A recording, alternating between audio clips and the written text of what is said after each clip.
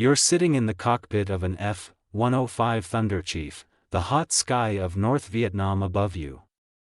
It's August 1965. The control stick vibrates, the turbine roars like a hellish furnace, the altimeter needle frozen at 15,000 feet. Standard ingress profile. Standard altitude. Standard depth.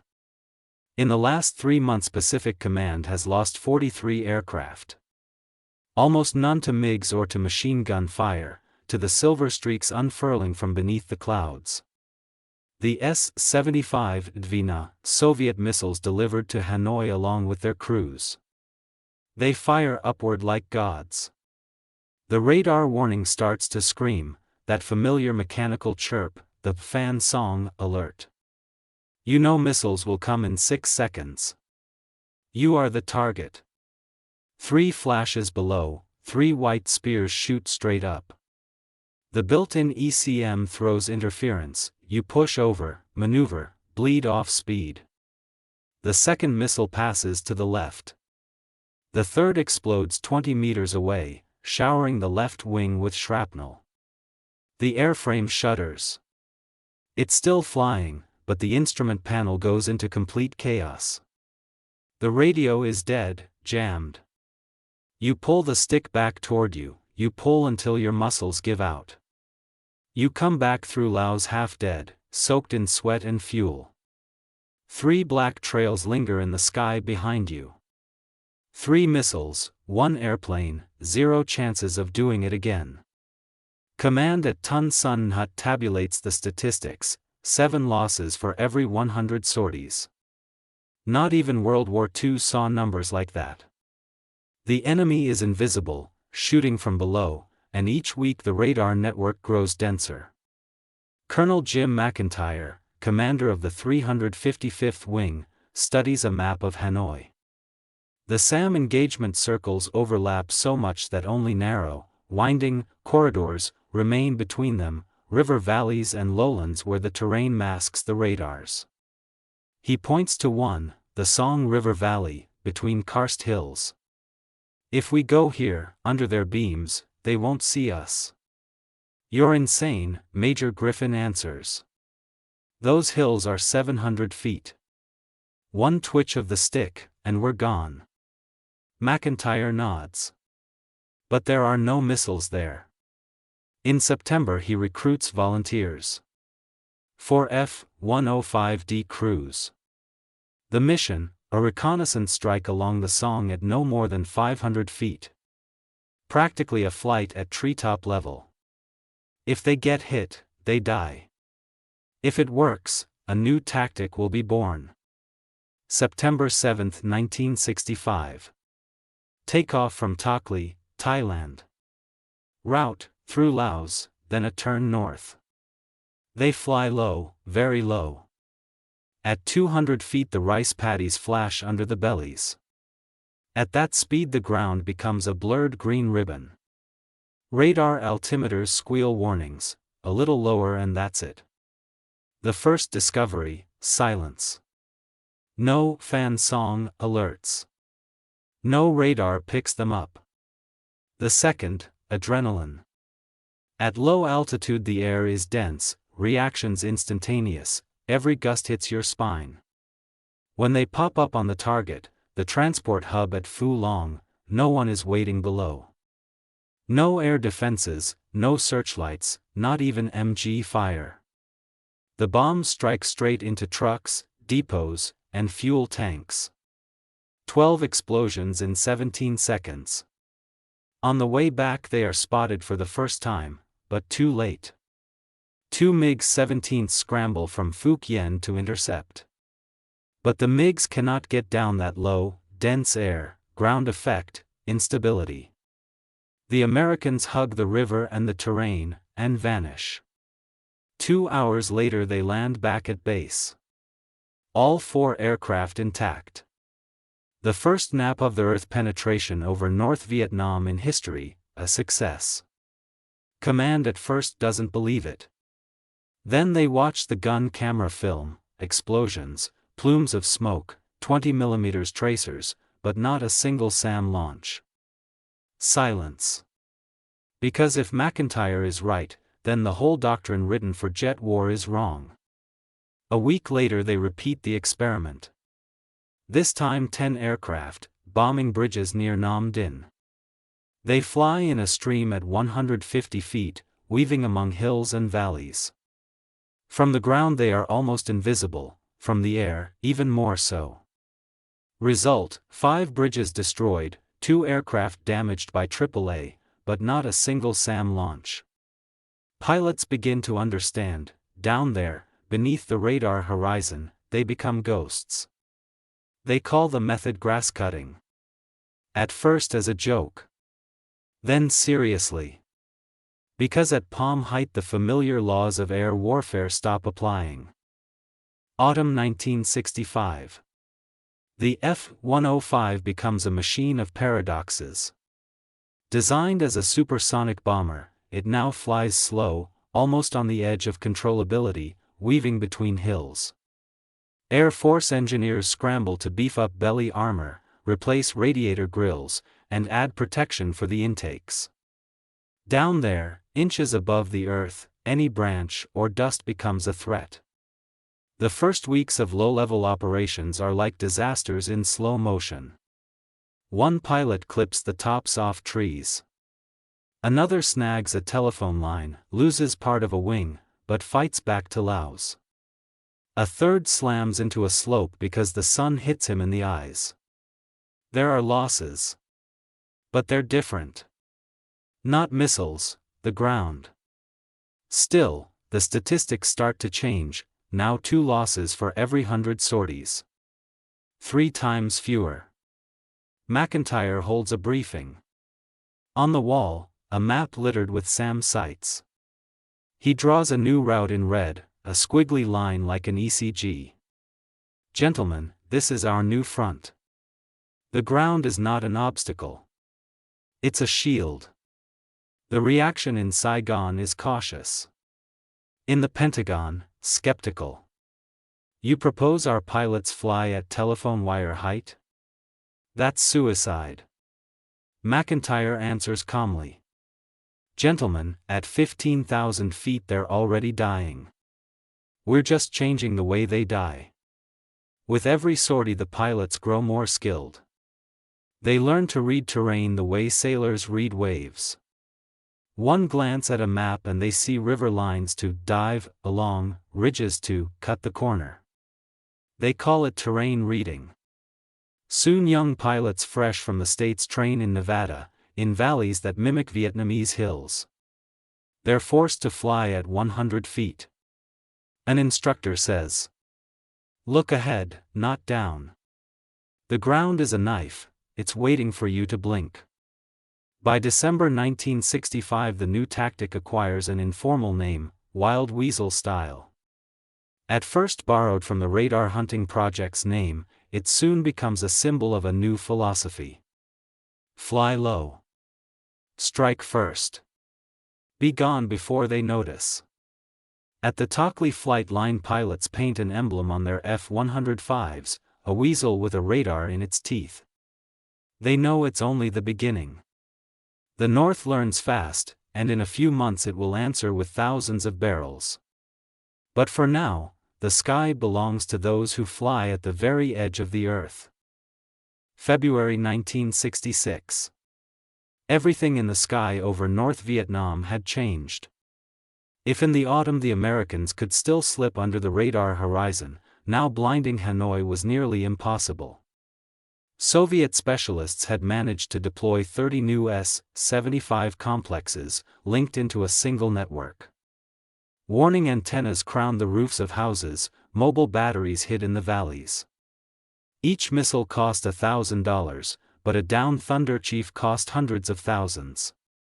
Colonel McIntyre looks at the map again. The red engagement circles leave no free ground. "They've caught up with us," he says.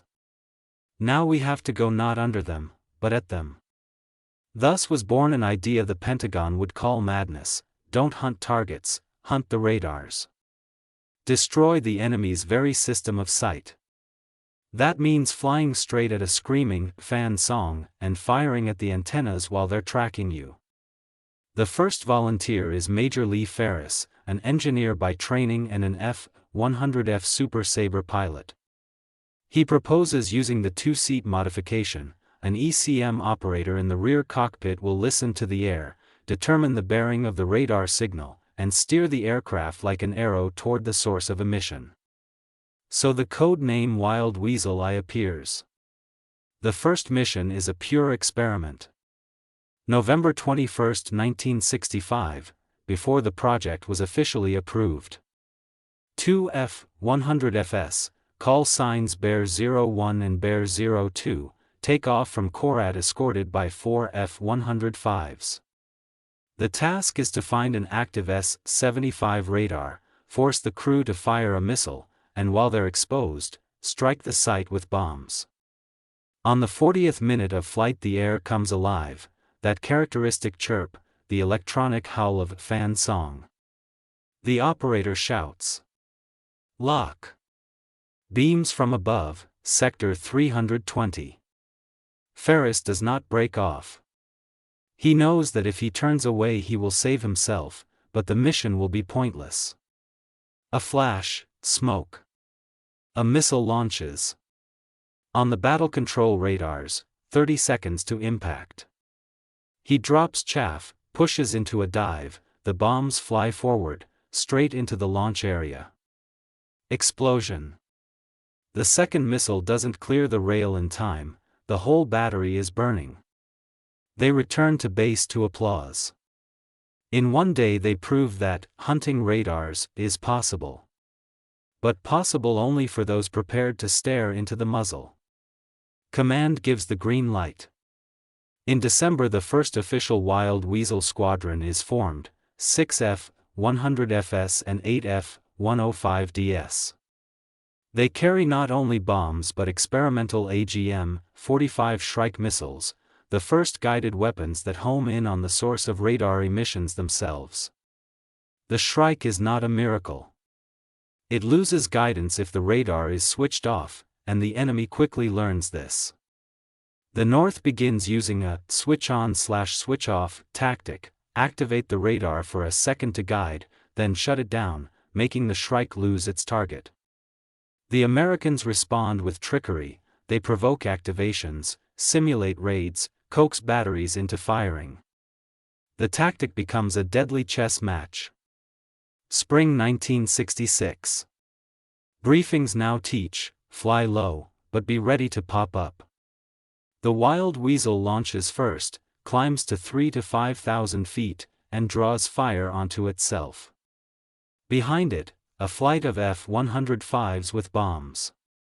The first seconds are hell.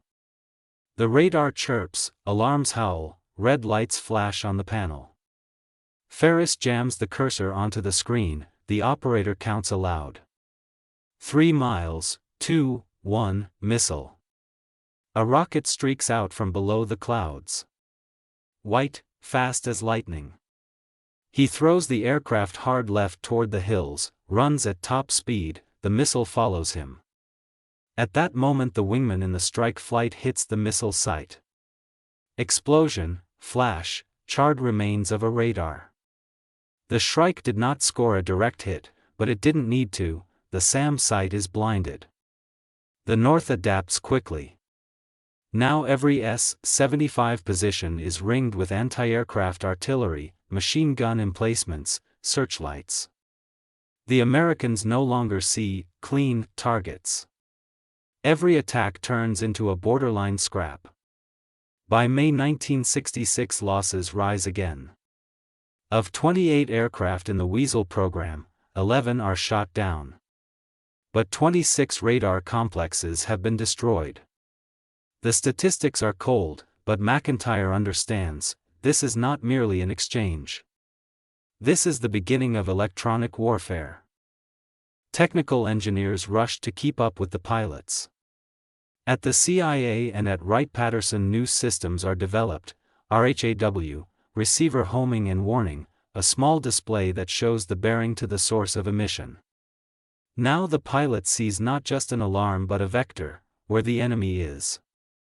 A new sticker appears on the headrest, YGBSM, "You've gotta be shitting me," the phrase the first volunteer uttered when told his task was to fly at an active radar.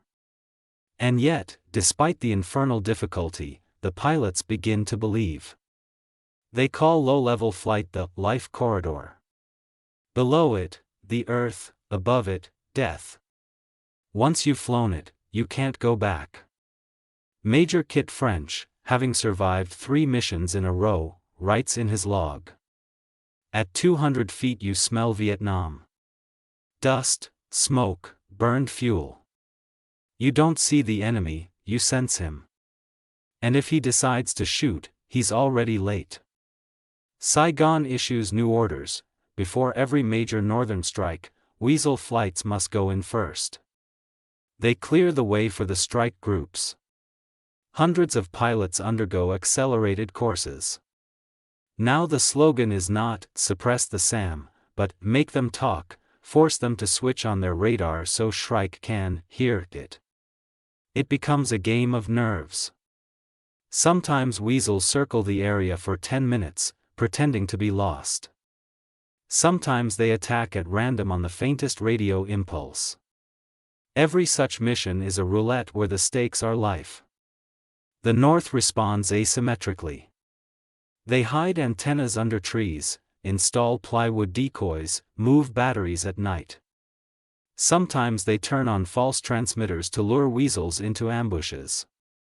In one sortie the Flight Steel Tiger 05 comes under crossfire. 3 S-75 complexes fire simultaneously. 2 missiles miss, the third scores a direct hit. The crew ejects. 3 days later Radio Voice of Hanoi broadcasts, "We trapped the weasel." The psychological strain on pilots becomes monstrous. The 355th Group's flight surgeon writes in a report. They sleep 2 hours. Hands shake before each mission, afterward they're silent. Some laugh for no reason, others chain smoke. But no one refuses to fly. Because now the war for them is not just strikes on bridges and depots. It is a duel of minds. And let the enemy see them on screens and fire missiles, it is at that precise moment the weasel finds him. In summer 1966 a new F-105G modification enters service, with reinforced armor, 2 cockpits and a full ECM suite. It is no longer a bomber but a cyborg, half plane, half antenna. Each sortie is an expedition into the heart of the enemy's system. Ferris tells young pilots. Before you fought people. Now you fight electricity. Learn to feel radio waves. By year's end Wild Weasel is no longer an experiment but full doctrine. Before every raid on Hanoi or Haiphong a pair of weasels go in. They sweep the sky like sappers clearing a path for infantry. And when F-4s and F-105s with bombs come in after them, on North Vietnam's radars there is already dead silence. But victory is never free. In 12 months the program loses 42 pilots. Some vanish without a trace, others are captured. Radio interceptors hear their voices on the net. Weasel 1 engaged, missile up, lost control. Silence. And yet the losses are no longer pointless. Each death makes the system smarter. Each downed aircraft becomes a line in the textbook of the future. On the Tockley flight line a new slogan is painted beneath the weasel emblem. First in, last out. The shadow of the earth. Spring 1967. The sky over North Vietnam no longer belongs to anyone. Every square kilometer is covered by flak, every valley hides a radar. Losses climb again. In 3 months, 50 F-105s, 10 F-4s, dozens of crews captured. But with the losses comes experience. Pilots begin to feel the terrain as an extension of their aircraft. At 100 feet their lives are measured not in minutes but in seconds, and every second is a choice, pull up or crash. Colonel Jim McIntyre, now a legend among the Weasels, receives new orders. Prepare a mixed group of F-105G and F-4C crews for Operation Rolling Thunder 2, a massive strike on Hanoi. Here it will be decided who truly owns the air, missiles or men. Their training becomes a symphony of madness. For low-level sorties every day over the jungles of Laos. The ground turns into a blurred green river, distorted by heat and speed. At 700 knots, every palm is a spear, every mountain a wall. But only there, down below, in the shadow of the earth, the aircraft remains invisible. Instructors tell the newcomers. Radar is like sunlight. Below the horizon line, it's blind. The lower you fly, the shorter its shadow. Become the shadow yourself. The young pilots feel the truth of those words when they pass over the Yanbai Valley, thick smoke, the smell of oil and rubber, reflections off the rivers. Radar warning: stay silent.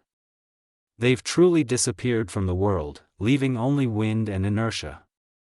The operation begins on May 19, 1967, Ho Chi Minh's birthday, a gesture meant to break enemy morale. Over 300 aircraft lift off from Thai bases. The Weasels lead the way. Ferris, his hair now gray, commands the first F-105G group. They fly through Laos at 150 feet, following the Ma River's course.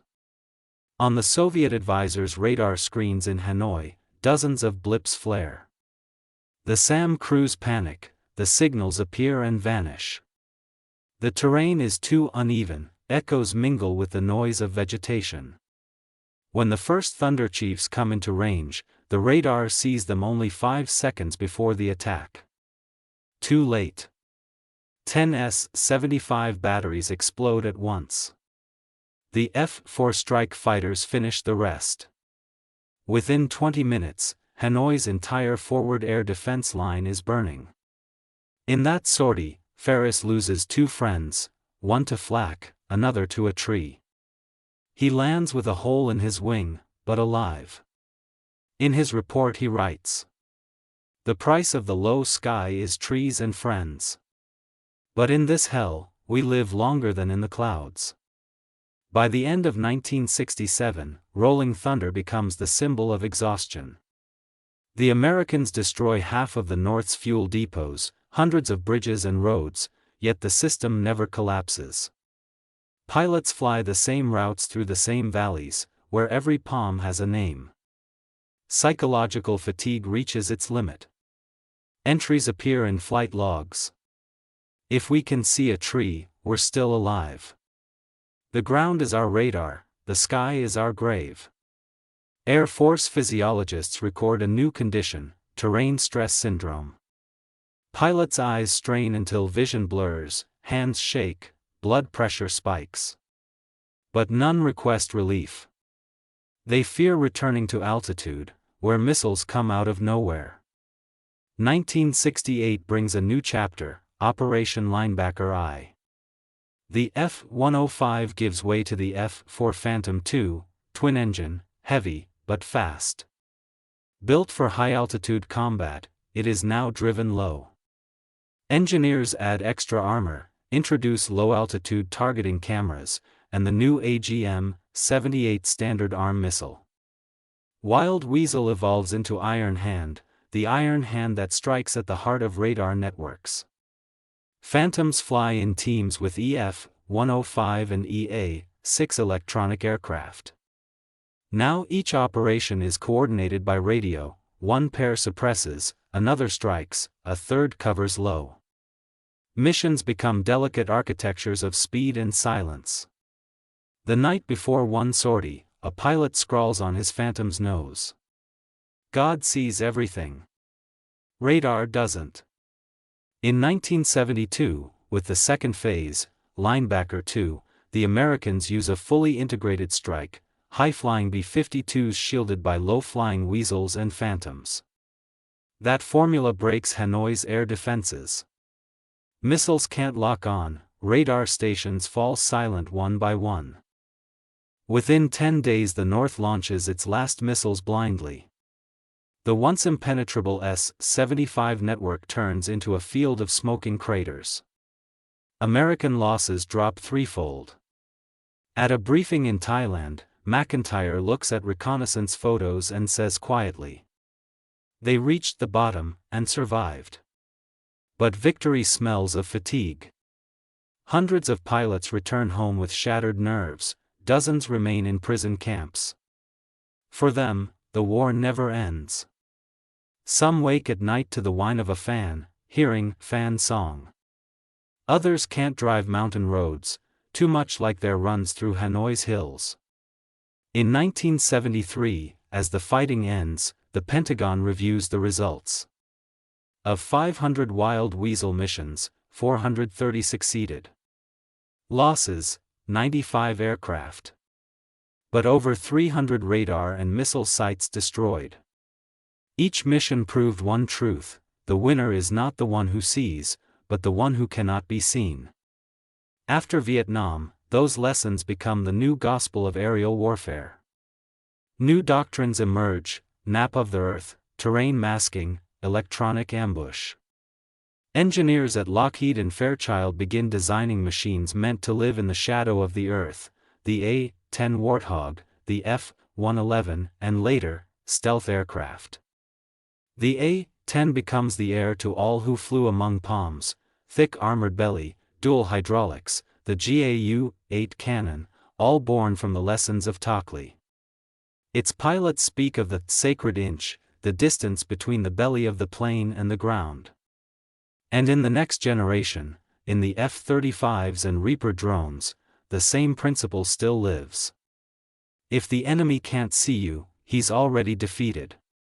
Sometimes, during exercises in Nevada, old Vietnam veterans come to the runway. They watch young pilots practice 50-foot canyon runs. And each of them knows that where doctrine ends, fear begins. And fear is the best teacher. One of them, gray-haired and slow of step, tells a cadet, "Remember, kid, we didn't fly low out of bravery. We flew low because down there, we still had a chance." The low sky over Vietnam remains in history not only as a technological leap, but as a test of human limits. When an aircraft flies among the palms, it's not computers that decide, but a sense of the world that can't be written in a manual. It's instinct, born of fear, turned into a weapon. Later, Air Force psychologists will write, "No other technique in aviation history has been so bound to the human survival reflex. Low-level flight is self-preservation elevated to tactics." Ferris dies in 1985 in Arizona. His gravestone bears the Wild Weasel emblem and the words, "First in, last out." McIntyre lives to old age, lectures at an aviation college, and tells of that first flight over the Song Valley. He always ends with one line: "When everyone said, 'Fly higher,' we went lower, and lived." Today, in the Dayton Air Force Museum, beside a P-47 Thunderbolt hangs an F-105G Wild Weasel.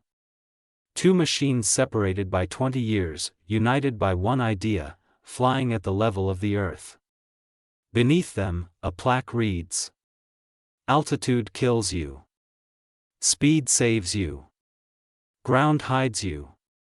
That's all you need to know about the war in the sky where the palms brushed the bellies of planes, and fear became a weapon of victory.